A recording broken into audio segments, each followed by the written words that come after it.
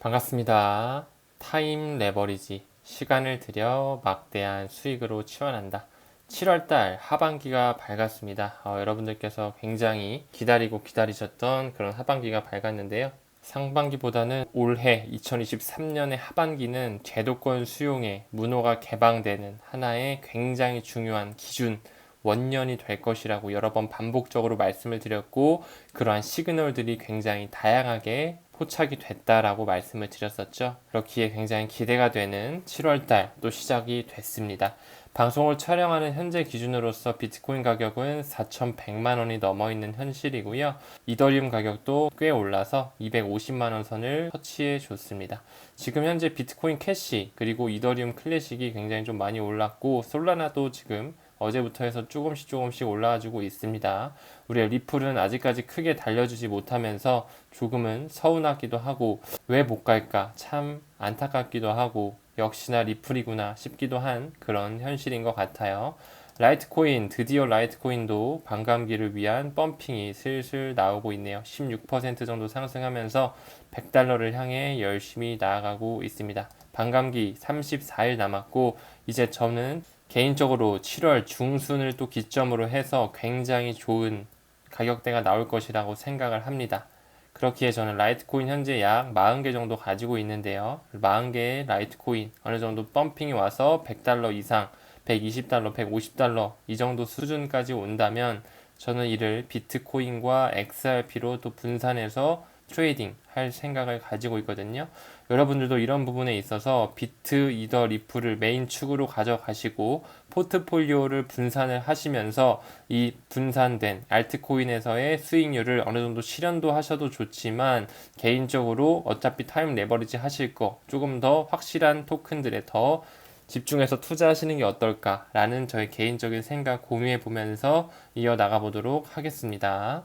비트코인 가격 정체 불구, 연간 최고치 기대 상승한다 라는 부분이고, 트레이더들은 비트코인이 곧 연간 최고치를 기록할 것이라고 보고 있다. 지금도 계속적으로 혼자 약간 달리고 있었죠. 그리고 나서 이제 슬슬 알트에게 힘을 실어주지만, 현재 비트코인 도미넌스가 50%가 넘으면서 암호화폐 전체 시가총액의 50% 이상을 차지하면서 굉장히 비트코인 혼자 막 달리고 있습니다. 랠리를 펼치고 있고, 비트코인 이더리움 점유율이 현재 합쳐서 70%를 넘겼다. 지금 현재 설자리 이름 알트코인이다 라는 부분으로 기사가 나왔었는데, 이제는 슬슬 7월 그리고 제도권 수용의 문을 열리면서 굉장히 중요한 또 알트의 불장이 올 것이다 라고 저는 감히 예상해 봅니다. 비트코인 이더리움이 가상자산 전체 시장에서 차지하는 비중이 3년 만에 70%를 넘었다.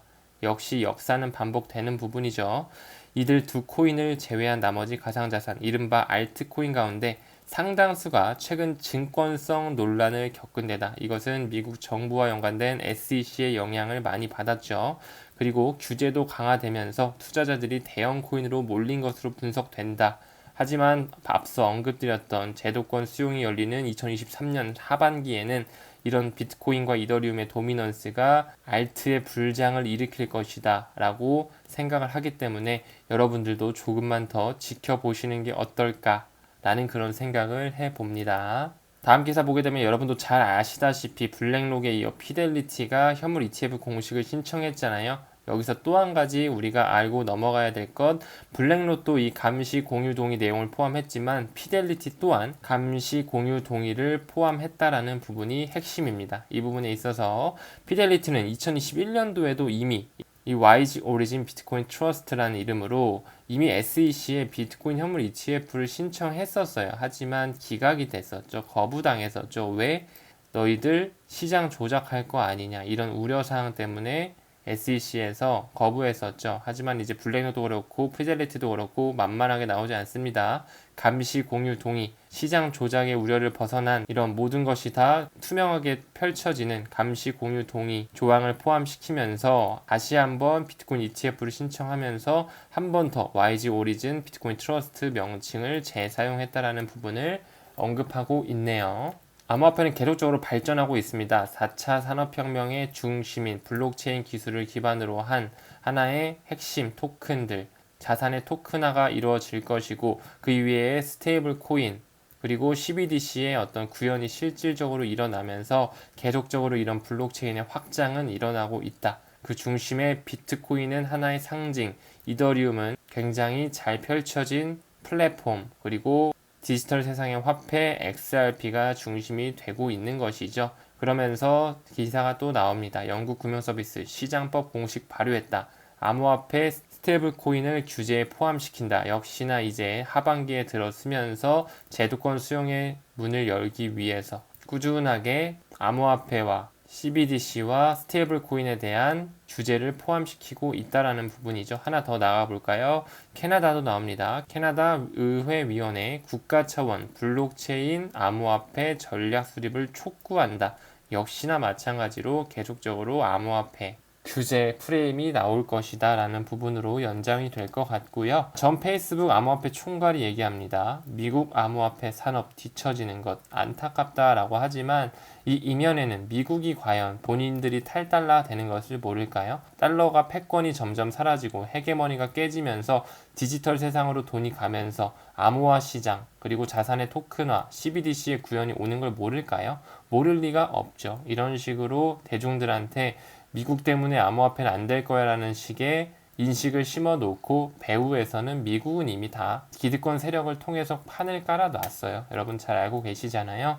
우린 이런 부분을 통해 기사를 있는 그대로 보는 것 뿐만 아니라 조금 더 뒤집어서 생각을 해볼 수 있고 그에 더해 플러스로 확장해서 볼 수 있어야 되는 눈을 가져야 된다라고 말씀을 드렸습니다. 자, 넘어가 볼게요. 뱅크 오브 아메리카 이야기합니다. 워렌 버핏이 떠올라야 되고 오른팔인 찰리 먼거까지 떠오르면 좋겠죠. 토큰화로 인프라와 금융시장이 변할 것이다.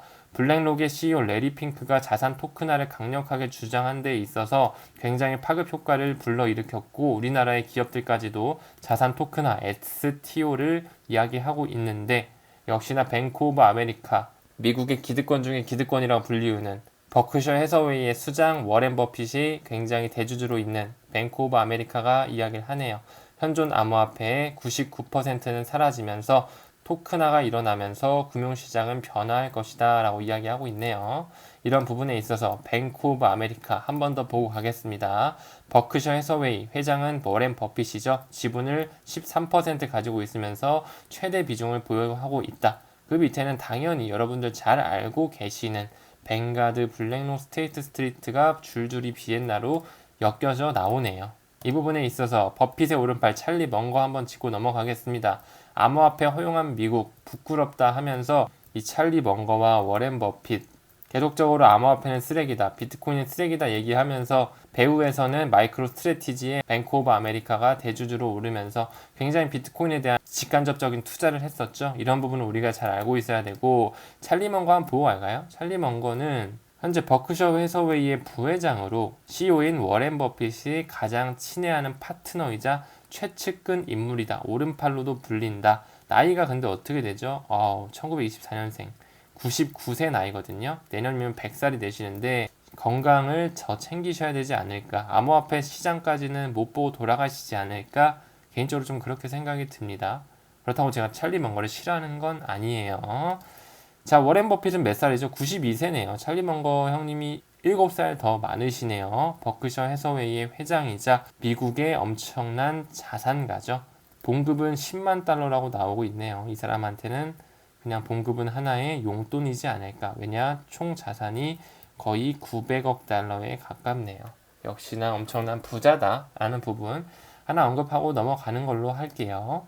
넘어가서 마스터카드 암호화폐 거래 시스템 만든다. 여러분 역시나 카드사 마스터카드와 비자카드가 기득권 세력에 엮여 있으면서 그 판을 깔아놨다라는 부분. 이제 결제에서도 현존하는 법정화폐가 쓰이는 것이 아니라 암호화폐가 실질적으로 쓰이고 있고 우리나라도 곧 쓰일 것이다 라고 여러 번 말씀을 드렸죠.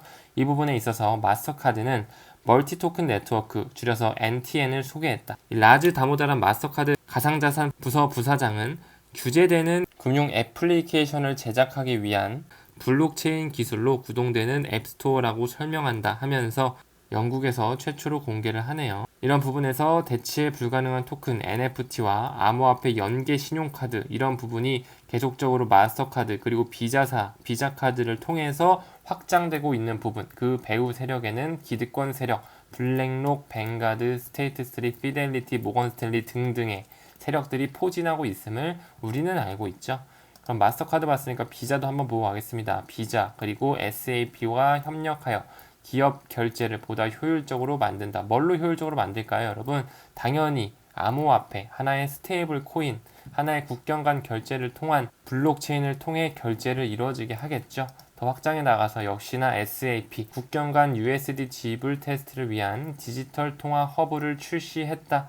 전 세계 1위 기업용 비즈니스 솔루션 공급업체죠. 이 SAP, 독일의 SAP 자체도 계속적으로 비자뿐만 아니라 여러 기득권 세력들과 한통속이고 블록체인 세상의 확장성을 보여주고 있다는 부분입니다. 이런 부분에서 리플은 이미 오래전부터 SAP과 블록체인을 사용하여 국제 결제에 대해서 협력을 했었죠. 우리는 이런 기사를 보면서 그림을 그릴 수 있어야 되고, 더 나아가서 마스터카드 한번 보고 가겠습니다. 기업 개요의 역시나 주주 구성 보면 뱅가드, 블랙록, 스테이트 스트리트 들어가 있다. 마스터카드 봤으니까 비자도 한번 보고 갈까요? 비자사 보게 되면 역시나 뱅가드, 블랙록, 스테이트 스트리트, 그들이 만든 카드 회사고, 돈이 예전에는 그냥 현금으로 거래가 됐다면 이제 카드, 온라인 세상에서의 금융 결제를 일어나기 위해서 이미 기득권 세력들은 이 카드사를 만들어냈어요. 그래서 지금 엄청나게 활발하게 카드사가 잘 되고 있죠. 그 다음은 뭐다? 암호화폐 시대, 블록체인의 시대다. 이미 기득권 세력들이 역시나 마찬가지로 판을 다 깔아놨다. 그 중심에는 리플사, 리플재단, 그 안에는 XRP가 있는 부분이겠죠. 우린 이런 부분을 잘 알고 있어야 됩니다. SAP도 역시나 마찬가지로 기득권 세력의 피델리티가 들어가 있으면서 확장하고 있는 부분으로 알 수 있을 겁니다. 그렇게 이런 리플과 SAP, SEP뿐만 아니라 엑센추어, 굉장히 기득권 세력이죠. 그리고 스위프트, 국경 간 결제의 매개체 역할을 하는 스위프트가 들어가면서 하나의 블록체인 그룹에 합류했다라는 부분인데, 이 부분 제가 전 영상에도 한번 말씀을 드린 적이 있습니다. 이나트바라는 International Association of Trust Blockchain Application의 약자고, 이 이나트바 같은 경우는 굉장히 많은 기득권 세력들이 만든 하나의 조직이다. 여기에는 엑센추어, 컨센서스, 갈트타임, IBM, 아이오타, R3, 리플, SAP 등등이 있고요. 그 외에 영국의 최대 은행이라고 불리우는 바클레이스, 스페인은행 BBVA, 이탈리아의 메가은행 인테사 산 파울로, 그리고 독일의 중심은행인 도이치뱅크까지 언급이 되네요. 이런 부분 우리가 조금 더 면밀하게 살펴보고 가겠습니다.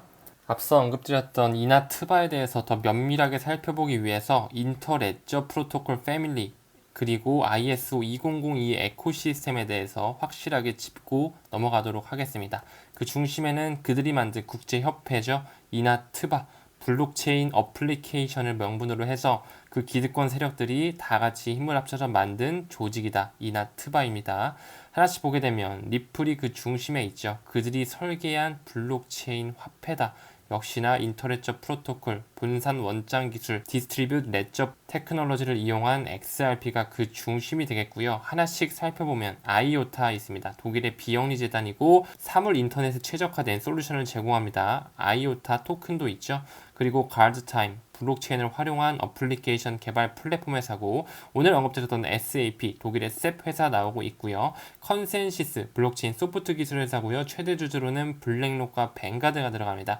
엑센추어 잘 알고 계시죠? 글로벌 경영 컨설팅 회사고, 역시나 최대 주주로 뱅가드, 블랙록, 스테이트 스트리트 다 들어가는 엄청난 기득권 세력이다. 그리고 우리의 스텔라 재단이 나오죠. XLM, 스텔라 룸에는 소매용 CBDC로의 하나의 확장으로서 리플과 연관이 되어 있고 뿌리가 같다. 이 부분 꼭 알아주셔야 됩니다. 넘어가서 IBM, 미국의 다국적 기술 컨설팅 회사죠. 역시나 최대 주주로 뱅가드, 스테이트 스트리트, 블랙록을 보유하고 있고요.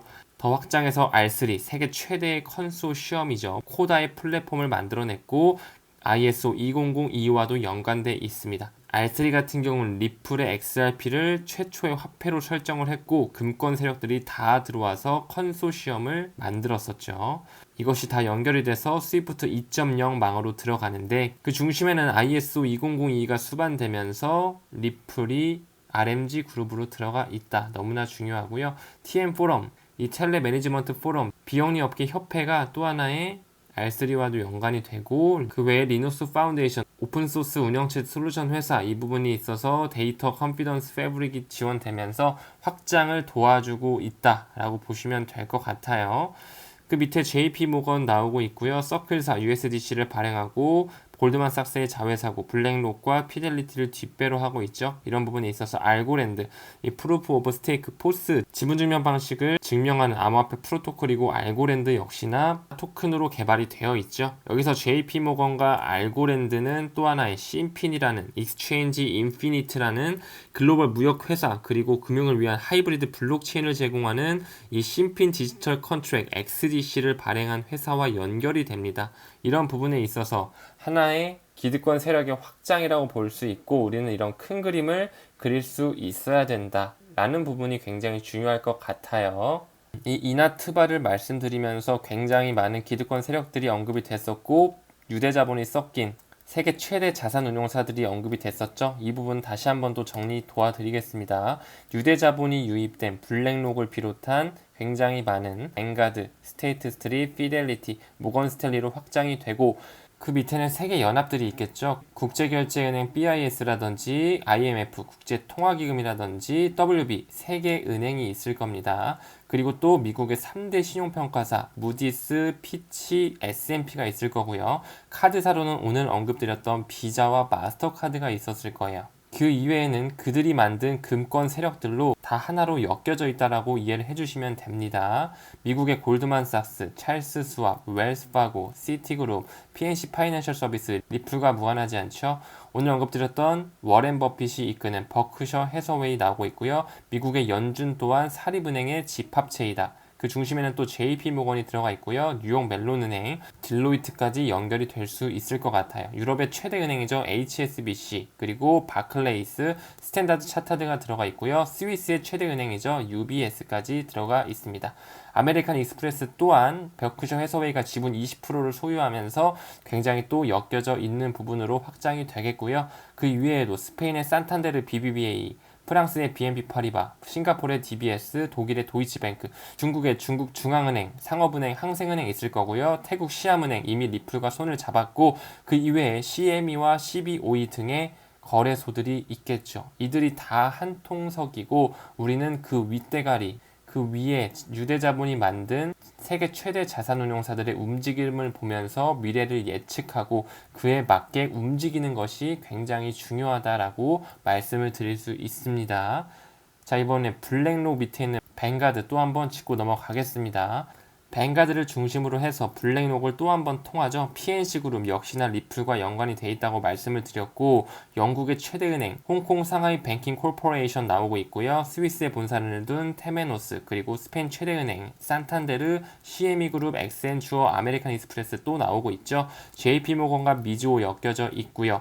버크셔 해서웨이와 뱅크 오브 아메리카 구글과 구글벤처스, 뉴욕 멜론은행과 태국 시암은행, 이게 미쯔비시 그리고 SBI로 통하면서 R3 최대의 컨소시엄을 통해 역시나 스위프트로 나오고 있다라는 부분, 뱅가드 포럼에서도 나오고 있고 머니그램 역시나 최근에 스텔라 재단과 손을 잡았다가 다시 한번 리플을 결제하는 부분에서 활용할 것이다 CEO가 언급을 했었죠. 이런 부분에 있어서 리플이 모든 곳에 엮여져 있다라는 부분을 우리는 인지를 하고 있어야 된다. 마음 흔들릴 필요 전혀 없다라는 부분 다시 한번 말씀드립니다.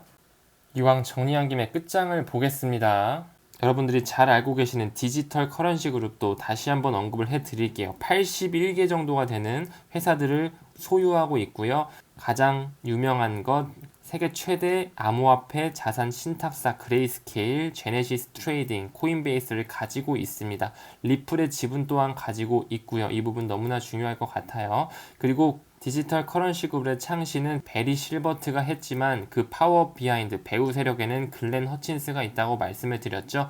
전 나스닥 회장이자 연준과 유착관계가 있고 실버레이크 설립자이자 미국 산업펀드 놀스아일랜드의 회장이자 블랙스톤과의 유착관계까지 가지고 있다. 이런 부분에 있어서 디지털 커런시 그룹에는 나스닥이 어느 정도 지분을 소유하고 있고 마스터카드가 50%를 투자하고 있다라는 부분. 그 자금은 어디서 왔냐? 웰스파고와 유니온뱅크, HSBC, 시티은행이 나열이 돼 있고요. 여기에도 역시나 유대자본이 깊숙이 연관이 되어 있다라는 부분 알고 계시죠? 더 나아가서 코인베이스에는 영국의 대형은행인 바클레이스가 연관이 되어 있고요.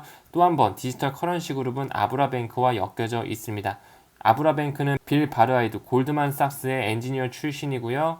이제 곧 3분기에 블록체인에 대한 커스터디 서비스를 출시할 것으로 예견되어집니다. 이 아브라뱅크의 투자사는 아보 리얼티 스트리트, 인도의 타타, 아메리칸 익스프레스, RRE 벤처로서 역시나 다 뱅가드, 블랙록, 스테이트3, 피델리티가 껴있는 그런 하나의 자본이 입혀져 있고요. 한 번 더 나아가서 라이트코인은 비트코인과 뿌리가 같다라는 부분 말씀을 드렸고, 찰리 리는 원래 구글 소프트웨어 엔지니어 출신이지만 비트코인을 접하면서 암호화폐 블록체인에 대해 알게 되면서 라이트코인을 창시했죠. 지금 라이트코인 근본 코인이라고도 불리우고 있고 앞으로도 디지털 은이라고 불리면서 계속 승승장구해 나갈 것으로 보여집니다. 이런 부분에 있어 디지털 커런시 그룹 이미 유대자본이 싹 다 끼워져 있는데 리플을 지분을 왜 가지고 있을까요? 그리고 현재 리플 CEO 누구죠? 브래드 갈링하우스 어디 출신이라고요? 실버레이크 출신이라고요. 실버레이크 출신인 게 굉장히 중요하죠. 왜 그렇죠? 글렌 허친스가 실버레이크를 만들었기 때문에 굉장히 유착관계가 있을 수밖에 없다라고 우리는 미루어 짐작할 수 있고, 리플 자체가 미래의 가치의 이동의 중심, 블록체인의 핵심이기 때문에 이 글렌 허친스라는 어마어마한 인물이 브래드 갈링 하우스 그 인맥을 통해 CEO 자리에 앉히지 않았을까. 저는 개인적으로 약간은 음모론적으로 볼 수 있는 그런 시각으로 비춰질 수 있지만 그렇게 생각을 하고 있습니다. 어쩌다 보니 기득권 세력에 대해서 거의 총정리를 해드린 것 같은데, 여러분들이 이런 거대 세력은 다 하나로 연결이 되어 있고 이들이 어떻게 미래를 설계하고 있고 그 4차 산업의 중심인 암호화폐, 블록체인의 활용을 어떤 토큰, 어떤 회사와 같이 하려고 하는지 잘 한번 보시길 바라겠고요. 이런 부분을 우리가 미루어 보면 미래를 볼 수가 있다. 지금의 배움의 한계가 없는 부분에 있어서 이런 영상들을 참고하시면서 여러분들의 포트폴리오를 잘 꾸려 나가시길 바라겠습니다. 제 구독자분 한 분이 과거에 XDC는 어떻게 생각하시나 한번 여쭤보셨거든요. 그 부분에 있어서 오늘 이나 트바에 대해서 말씀을 드리면서 언급이 됐었죠. 이 심핀, 익스체인지 인피니트의 이 새로운 신개념 하이브리드 블록체인이 나오면서 그 토큰이 바로 XDC, 심핀 디지털 컨트랙의 약자로서 XDC가 발행이 됐는데 지금 아직 시장 상황이 그렇게 넓게 포진되어 있지는 않더라고요. 아직 그런 하이브리드 블록체인이 나오기에는 너무나 초기 시장이기 때문에 조금은 더 지켜봤으면 좋겠다. 한 가지 더 언급을 드리자면 투자하기에는 너무 초기 시장이고 XDC 같은 경우는 현재 상장된 거래소를 봐도 바이낸스 상장이 이루어지지 않았습니다. 바이낸스 상장이 이루어졌다는 것 자체가 어느 정도 입증이 됐다라는 건데 아직은 낮 예시이기 때문에 상장이 아직이기 때문에 조금은 더 흐름 지켜보면서 들어가셔도 늦지 않다라고 저는 생각을 하고 있거든요. 이 부분에 있어서도 꼭 좋은 참고가 되셨으면 좋겠습니다. 하지만 심핀 네트워크의 어느 정도의 현재 확장성과 제가 한번 협력사들도 다 지켜봤는데 이미 서클과 연관이 돼 있고 굉장히 중요한 기득권 세력들과도 연관이 돼 있거든요. 뭐 아부다비 국부펀드와도 연관이 돼 있었고요. 그 외에 싱가포르의 중요 기업과도 연관이 돼 있더라고요. 그렇기 때문에 한번 잘 살펴보시면서 공부해 나가시길 바라겠습니다. 7월, 즉 하반기가 시작이 되면서 굉장히 중요한 이슈들이 시사되고 그리고 짐작이 되고 어느 정도 시그널들이 많이 보이고 있습니다. 그 중에서도 가장 중요한 거 페드나우가 출시된다라는 부분. 페드나우는 미국에서 만들어낸 국제 송금 결제 시스템이고 이 부분에 있어서 XRP의 분산 원장 기술이 쓰인다. 왜냐? ISO 2002가 탑재돼서 나오기 때문이다. ISO 2002 안에는 리플이 RMG 그룹 레지스트레이션 매니지먼트 그룹에 포함되면서 굉장히 중요한 역할을 하고 있기 때문에 이 페드나우 출시는 리플과 연관이 돼 있다. 이 부분에 있어서 연준과 미국의 중앙은행, 영국의 중앙은행, 각국의 중앙은행과 오늘 언급드렸던 그런 기득권 세력들이 다 하나로 연결되면서 조금씩 암호화폐에 대한 확장과 기득권 세력들의 움직임, CBDC의 구현과 스테이블 코인의 수용 이런 부분으로 있어서 2023년 하반기에는 7월부터 시작되는 하반기에는 제도권 수용의 문이 열릴 것이다라는 걸 기억하시고 기분 좋게 하반기의 시작과 주말 알차게 보내시면서 좋은 마음으로 건강 유의하시면서 성투하시길 바라겠습니다. 오늘 영상은 여기서 좀 마치도록 하겠습니다. 시청 고맙습니다.